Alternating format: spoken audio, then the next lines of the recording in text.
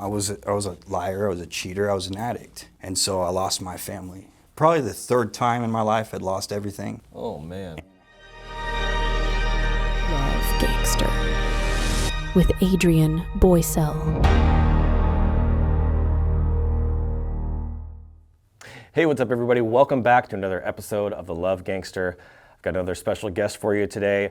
We're going to get deep into a conversation with a man who I think is an amazing man who's gone through the fires of life, through relationships, through his business, and he actually has a new company I want to share with you guys today, but a fellow love gangster, somebody that's actually pouring out a lot of good stuff into the community, online and offline, and I'm hoping to have a deeper conversation with him, learn a little bit about his life, and hopefully share that with you guys to give you some breakthroughs, some of the perspectives that he's learned and what he's doing personally and professionally. So with that all being said, let's go ahead and jump right into the interview with Eric Rogers.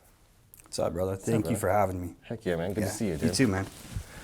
So, we've been connected for a few years now, and I've watched, I think it's been like 2 years, and I've watched your journey and some of the photos, before and after photos that you've shared of your life and the transformation of being the freaking beast that you are today to what you shared when you had the picture of your kid with the orange like construction shirt on. So It was 6 years ago. wow, 6 years ago. So kind of let's backtrack for those that haven't seen that picture and kind of give us a run through of what did your life look like then and who were you at that time?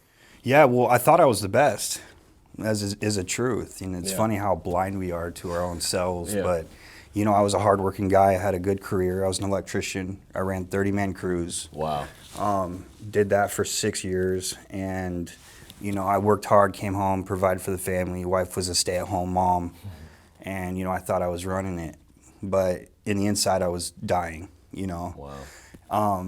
And I believe that a lot of men out there are, you know, they're taking on that identity as, hey, I'm a provider, I'm a protector, and hey, I'm good. Mm-hmm. But I was neglecting my family, I was drinking every day, and I was an addict. Wow. And I mean, that stirs up all sorts of problems, but the biggest problem being identity and not really understanding who I am, Yeah. it kills a man. It creates chaos in his mind. And so about 6 years ago, one day I woke up to my wife with her bags packed, and she's like, I don't want to ever see you again. Wow. It wasn't just a, you know, hey, I'm leaving or I want to leave. It was, I'm done. They moved states. You can't see your son anymore. And I'm sitting there like, wait, what did you find out, right? Yeah. What happened? And you know, I was a liar. I was a cheater. I was an addict. And full honesty, she found those things out, and she knew them, but I just kept working, grinding, right? Yep.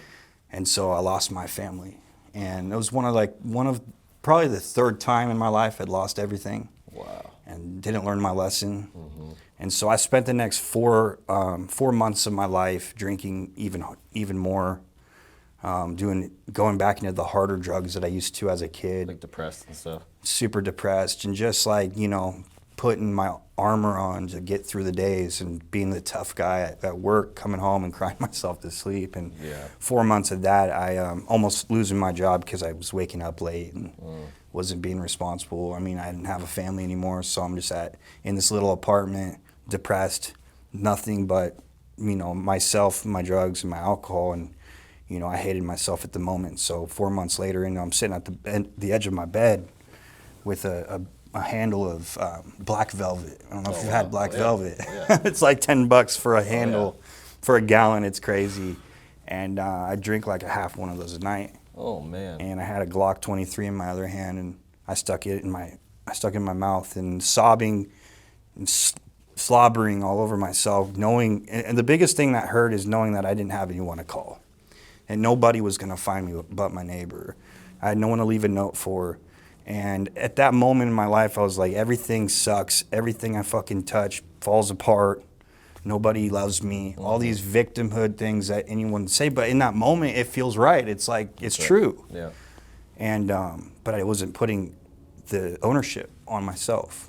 I was just saying, this is life. Yeah. And this is the cards I've been dealt. And so as I'm pulling the trigger, I had a vision, dude. And it wasn't a good one. It was the kind of vision where I saw, you know, my son calling another man dad, you know, and my wife being loved by another man. And it was enough jealousy and like self-pity to pull the gun out of my mouth. And you know what, I went to bed, and I remember laying in bed saying, I'm going to change. And I remember feeling the presence of God in that room that night. Wow. And it was the first time in my life I had said, this is my fault. Everything that I have done in the past to get me here, I did that. It is no one else's fault. It's the first time in my life I ever said that. Wow. And then Took ownership of it. Yeah, such a strong word, dude. Such a strong word. And I said, if I change what I'm doing now, I can change my future. And so my motto, my tagline used to be, I am that motherfucker. And that was because I was going to be the guy that my son called dad. And I was going to be the man that loved my wife and she called her husband. And so I went to work. I woke up the next day, different. Just with a motivation, like, just dude, decision. That was like, my life is screwed up. It's my fault. I carried on that mindset. Luckily, I didn't wake up and was like, yeah, screw it. Let's do this again. Most people did, and I did that most of my life, right? But this time was different. I took ownership.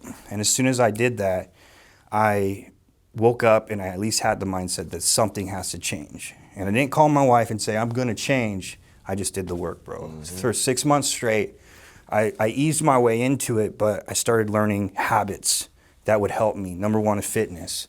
I was 135 pounds, bro. 6 years ago, I'm 135 pounds. I've put on 95 pounds since then. Wow.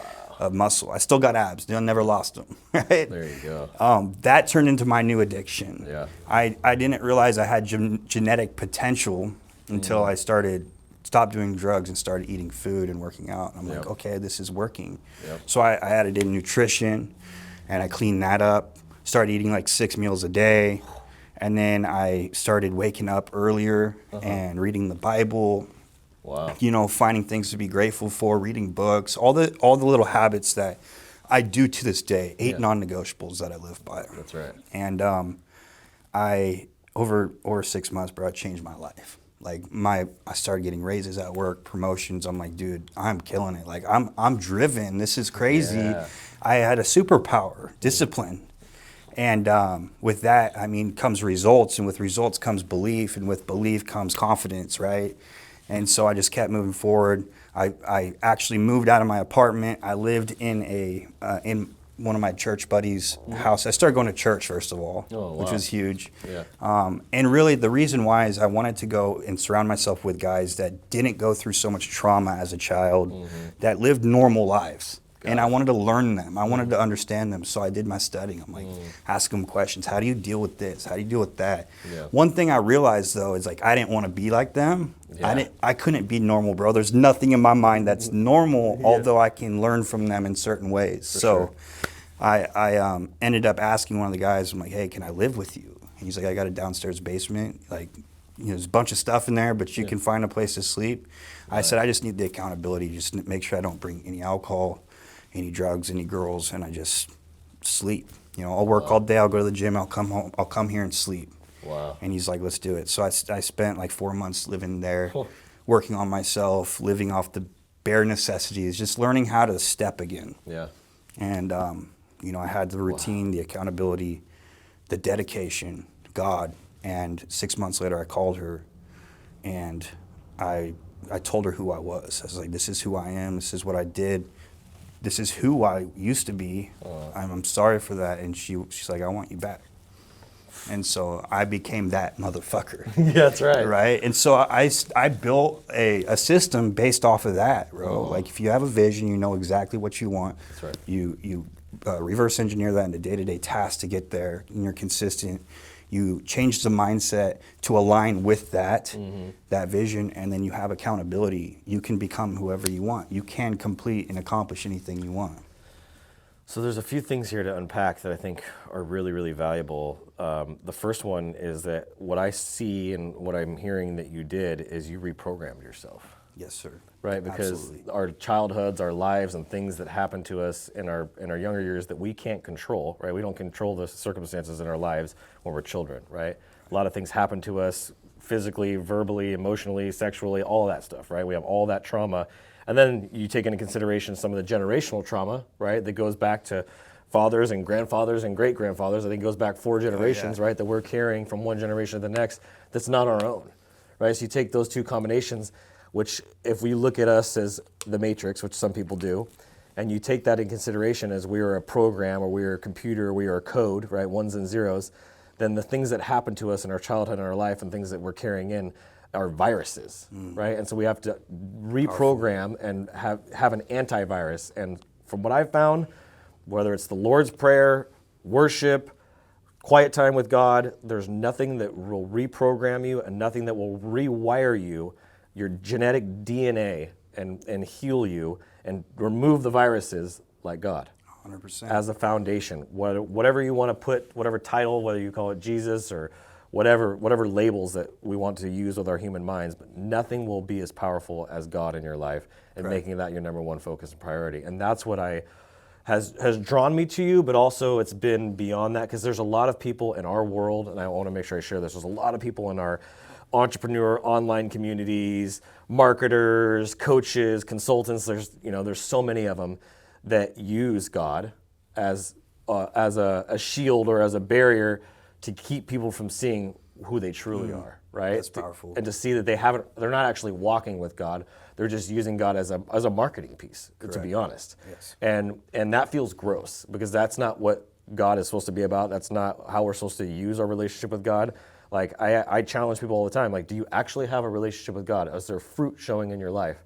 And obviously when we are, and somebody was just talking about this earlier, like you ask for challenges and God's gonna give you those challenges, right? And you're like, well, why are you doing this to me? And it's like, dude, you freaking asked for this, right? And so I'm really proud and really excited for you, the fact that you had that discipline and courage to be able to make that decision at that lowest point. Because I had the same lowest point in 2022 when I went through a family crisis, and I didn't actually pull the gun out, but I had that thought. And because my faith is so rooted, I believe this has happened.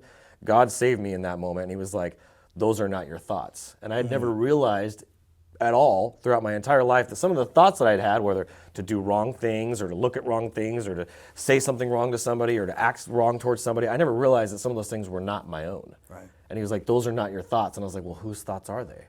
If my thoughts are not my own, like who? And the Bible verse came to me of holding your thoughts captive. Yeah.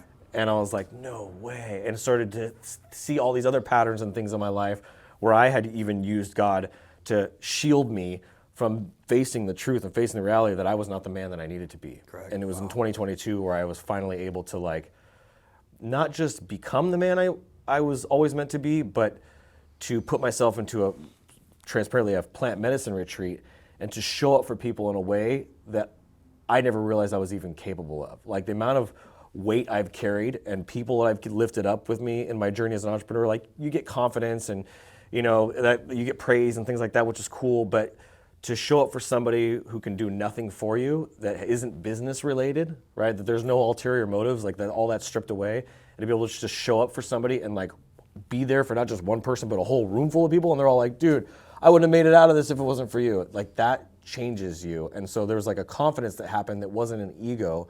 It was like, I am who God says I am. Right. It was like finally my identity became as clear as he's been trying to show me. And then he was like, you need to transform your inner strength to your outer strength and show that physically. And so I found your physique and your dedication and discipline to fitness.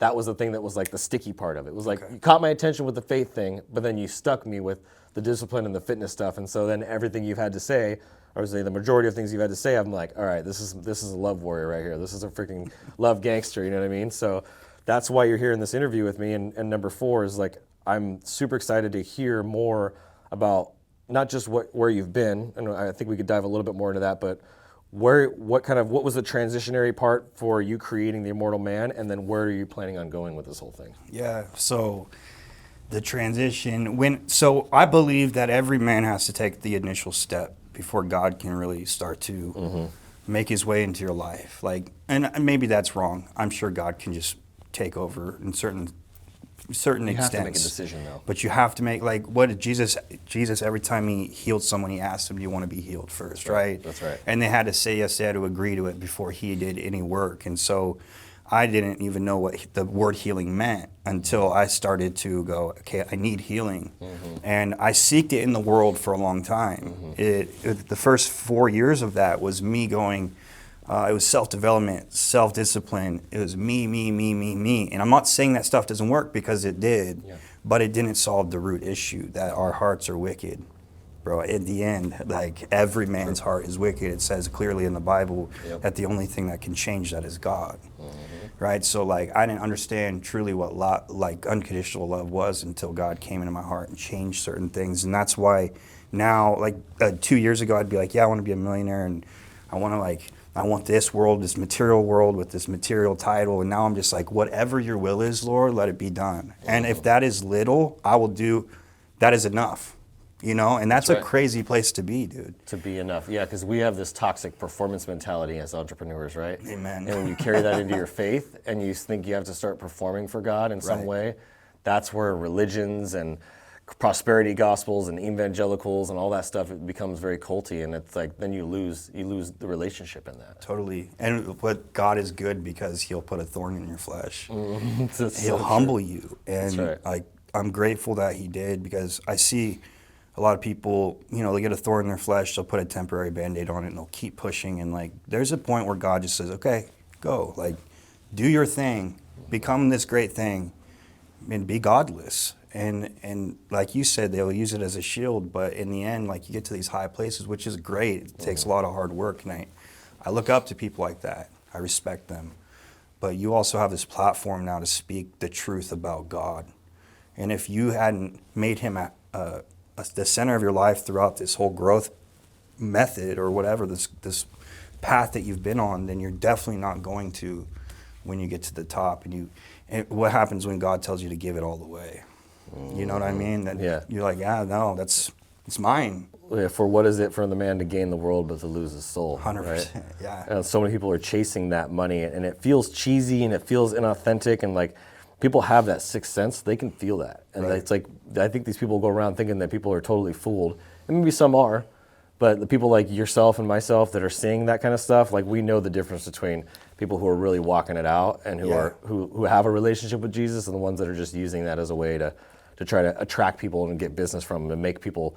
I think the thing is, like, they want people to trust them. So they think, oh, if I tell them I'm a Christian, then they're going to trust me. Yeah, and I was there at a point. I was making really good money. I was a Christian, but I wasn't a doer of the word, you know, and like I wasn't born again.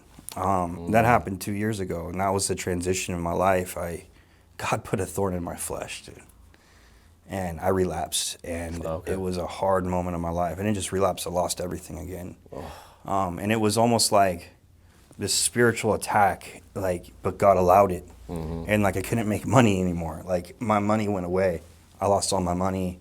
And it wasn't because of like, of course, there was an initial bad decision. Yeah. But God, all it was, now that I look at it, was God was redirecting me into who I am now. And so he had to say, like, you have to give it all up. That's right. And he didn't give me a choice either. You don't give us a choice. He didn't give me a choice. He's like, this is your purpose. Like, that's the coolest thing about God's will, is you can fight it all you want, dude. That's right. You either surrender to it, right? Just like I had to do when I was in my plant medicine retreat. It was like, okay, surrender is the way out of this. This is the only way I can do this, is I got to surrender and just trust the process. Yeah. Those are the two things that went through my mind, is surrender and trust the process. Surrender and trust the process, and reminding myself of that all throughout the thing, because there was a couple moments where I was like, I just want to be out of here. I want to be done with this, right? Yeah. Because I'm a super square bear, don't drink, don't do drugs, like not into that kind of stuff typically, but I needed healing, and I needed healing in a way with brothers in a community, and I had to just listen to that quiet voice inside of me. And when I took the step and I connected with this guy, Joey House, who had taught me breath work and Wim Hof and cold water immersion and all that, and he's like, hey, we're doing a men's retreat called Way of the Warrior.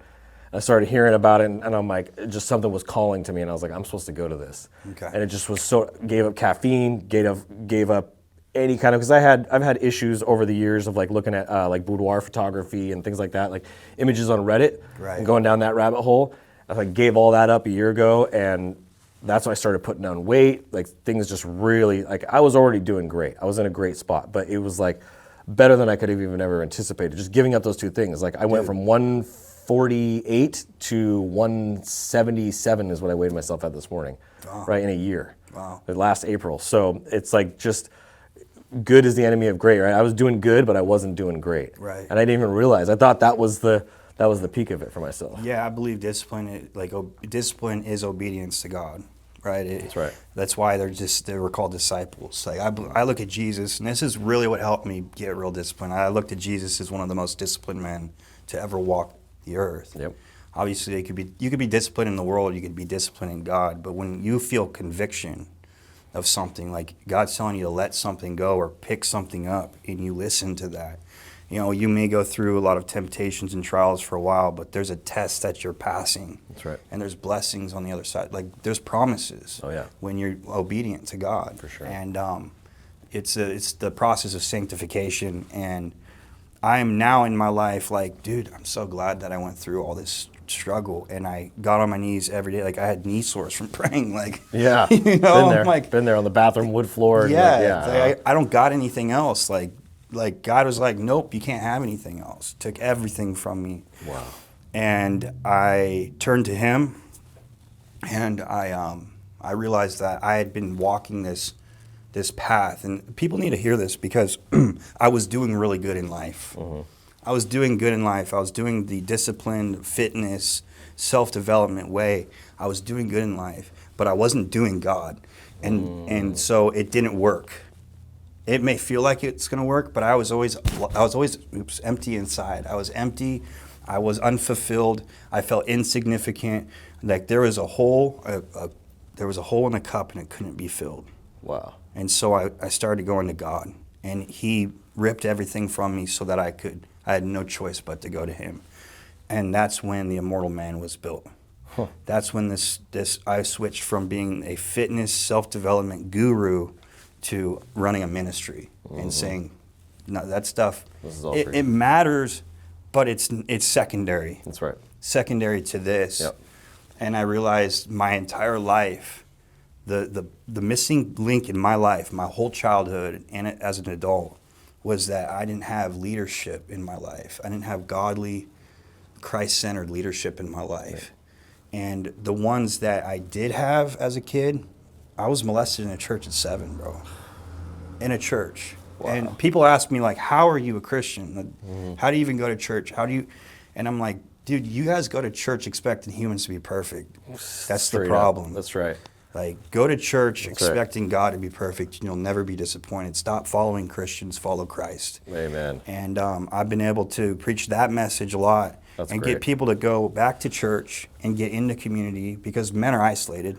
Oh, yeah, big time. And they need to hear that, hey, things happen, bro. Grow up. Like, yeah, you need fellowship. So you said something, and while you were talking, I kind of got a little word about community that I think is going to parlay into the future of what you're doing with Immortal Man, so it'll tie in perfectly with this conversation. How much of your success and breakthrough that you had during the last 5-6 years and your whole walk with Christ and everything changing, how much of that had to do with proximity of the people that you had around you? Everything. I mean, we could just talk about business for a second. Yeah. I was a blue-collar worker my entire life. I started my first weed-eating business at like 13, and I became like a laborer. I built fireplaces, construction, electrician. So it came to business. First of all, I didn't know what to do. So the first thing I did within the first 2 weeks of starting my business, I got a coach. And I was able to replace what I was making as an electrician as a business owner in a matter of a month. So boom, right there, I learned right off the bat that you need mentorship, you need a blueprint, and you need accountability to get there. And so I've applied that to every area of my life. My fitness, I've always had a bodybuilding coach. Oh, nice. My faith, I've always had a spiritual leader in my life. Like, I go to multiple Bible studies a week. If I'm just the guy hosting them and leading them, which we do one every Tuesday, where am I getting my cup filled? That's right. We all need leadership in our life, every single man. And if you're not open to following, you're never going to be a good leader. That's right. Right? Well, you used the word, you said you felt insignificant. And I have a talk that I do, it's the Titan Talk, I call it. And my mentor, Larry, who I mentioned to you when you first came in here, is one of the titans that was in my life. He was the first kind of real 6'4" prison guard, I mean, just shredded, just a beast of a human being, but also got one of the kindest and gentlest hearts of anybody I know. And he totally transformed my whole life. Like, starting my business, go open up this, stop doing this. Like, just, he gave me a lot of guidance in my life. And I talk in my signature talk that I do, the very beginning of it starts with, I was the smallest kid in my whole school, and I was so small, in fact, the kids thought I was in the 6th grade in my freshman year of high school, and I never felt so small and insignificant in my whole life. And that's a powerful word, that insignificant word. And it wasn't until I hung around with people like Larry and started putting myself in proximity with what I consider titans, right? Mentors, coaches, other people who are doing and have the life that I want to have. That's when everything just started to radically change, right? It's just being in proximity with that. So I'm guessing, just from the direction that things are going and from what I know about you, that's kind of why you've adopted now the Immortal Man as your ministry and as your business, and you're doing what you're doing with men. So kind of catch us up with what you're doing now and where you're going with it. Yeah, so within the Immortal Man company, we have a program called the Immortal Brotherhood. And it's just that. It's a place of high standard for men. It is. Our mission is to develop men into Christ-like leaders so that by unlocking their God-given potential. And one of the things I realized is when I started to get my life together is my standard was my standard. So how was I going to be held up to a higher standard without being in proximity with other people? That's right. And you just can't. Like, you're always going to justify and make excuses. You're always going to find a way to reach your standard. That's right. And so when you're in proximity with guys with high standards and rules and structure, and you're forced to be that man, well, guess what? You're going to come out a different person. So the Immortal Brotherhood is not just a community of high standard men that understand you, love God, building their families, becoming better leaders, but we also have a structure. And we're one of the only programs in the world that forces our clients to do the work. And I believe that's important because, I've spent a lot of money on coaching programs and stuff like that. And they have good plans sometimes, but there's no accountability. It's like, oh, you're not doing your work, just do better next week. It's like, no. When one of our clients slips, we have 8 non-negotiables. We have to do all these things. Every time you slip on something, it counts as a certain amount of burpees. And in your small group, we add that number up each week, and everyone has to pay for each other's slip-ups. It's called an atonement, similar to what Jesus did on the cross for us. That's right. And so we use biblical principles to create Christ-like leaders. Wow. Right? And it's about taking ownership. It's about, it's about suffering for your brother. It's about being your brother's keeper. And it's bulletproof. That's neat, dude. So you got the Brotherhood, and then what else are you doing? We got a Bible study that we're running. Oh, sweet. Okay. So we do that every Tuesday. That's completely free online for any man that is interested. Oh, very cool. I'm sure you could put that on your notes as well. So what time? 5 p.m. Pacific. Nice. Perfect. Yeah, anywhere in the world, anyone can join. How cool. That's huge. Yeah. And then what about somebody that's listening to this, or like, dude, I want to work with this guy. How do they go about doing that? Come. First, you could hit me up on any social media, which is whatever. Cool.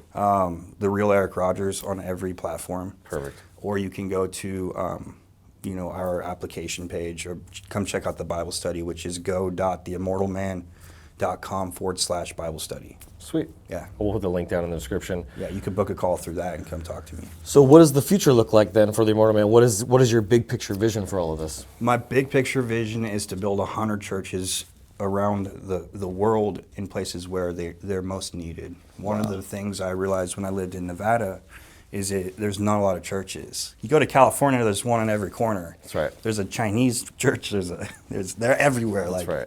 But you go to Nevada, dude, and there's strip clubs everywhere, and there's no churches. And so I kind of got this idea in my head when I lived in Reno and I joined a church. There's a foundation called Acts 29.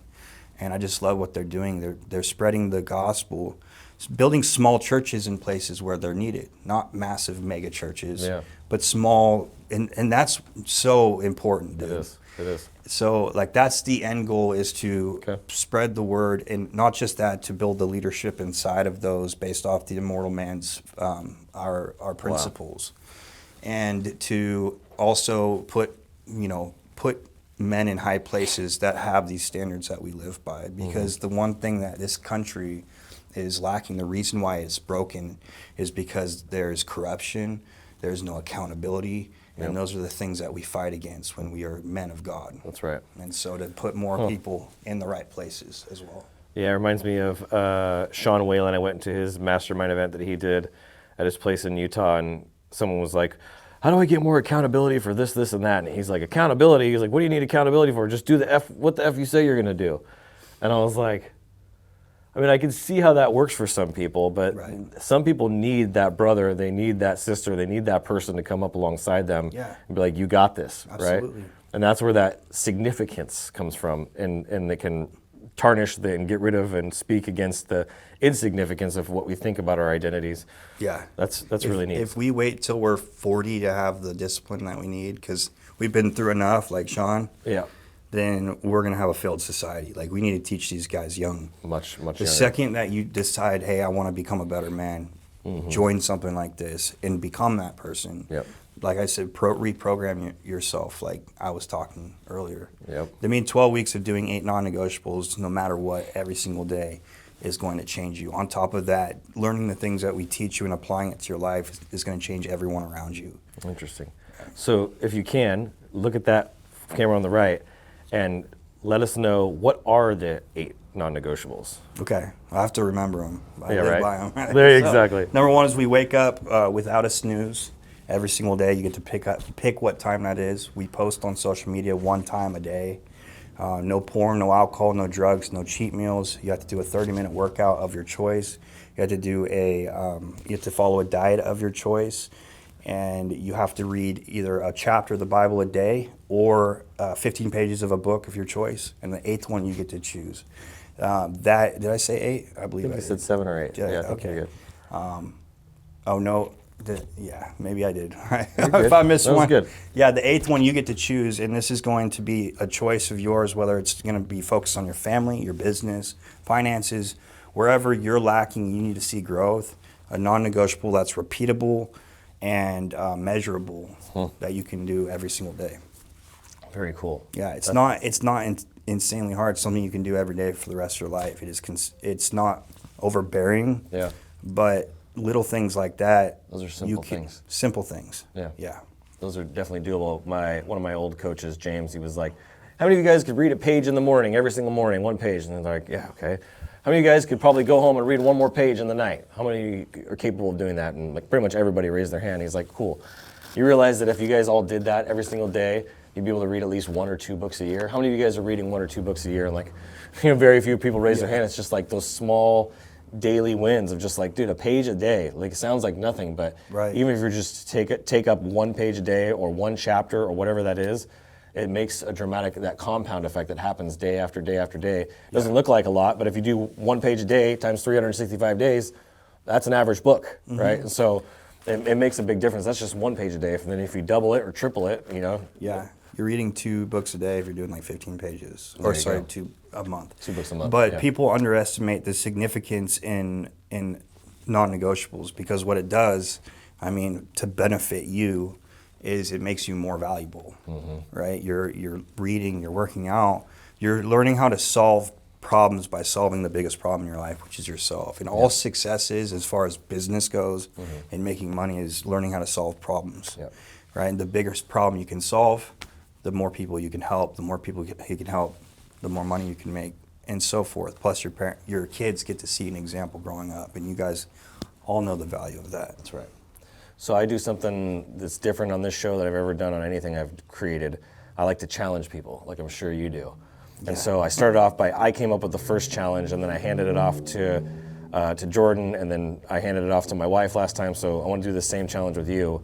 Is what is one thing that somebody can go out and do today to become a love gangster? What's some sort of act of kindness, some sort of move they can make, action they can take, statement they can make, like whether it's speaking over somebody, donating to something? What is one thing that you would love to see for the people that are listening and watching this episode?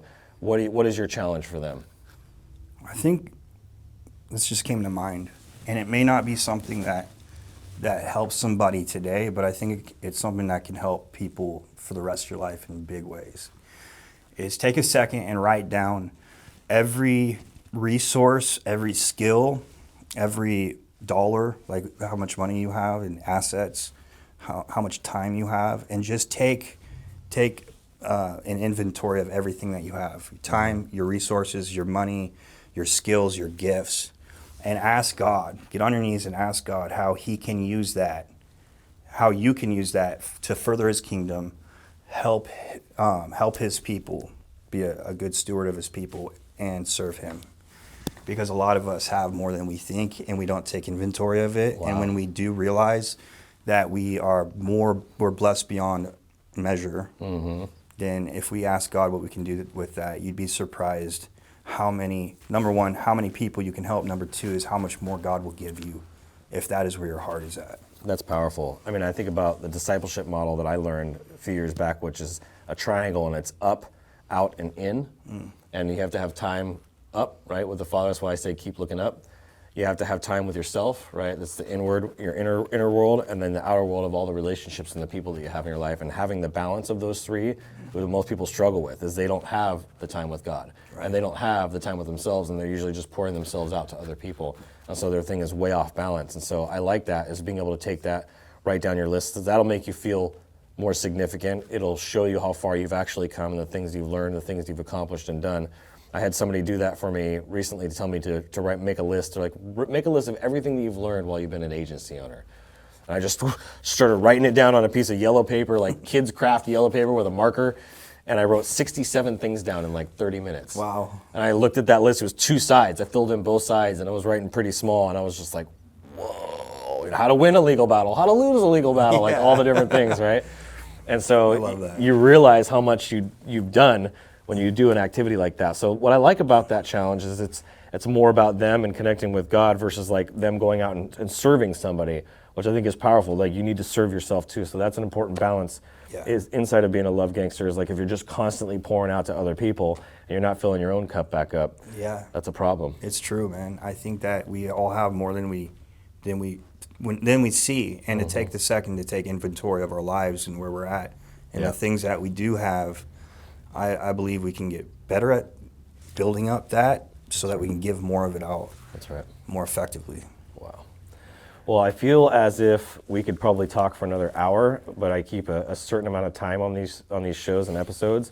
We're going to have to do a second one because I want to have another conversation down the road, whether it's in a week, a month, 6 months from now, hopefully sooner than later, about marriage and families, a little more on that side of things too, because I think there's something we talked about on social media from your post of like being friends, having friendship is in your marriage. So we'll save that for another date, so you guys have to come back and listen to that. But I'm very grateful and very excited that you came out and do this with me, brother. Yeah, thanks for having me. And if they want to reach out to you again, your website is go.theimmortalman.com/Bible study. And then you can also book a call through that page as well at the bottom. So if you need help, ask.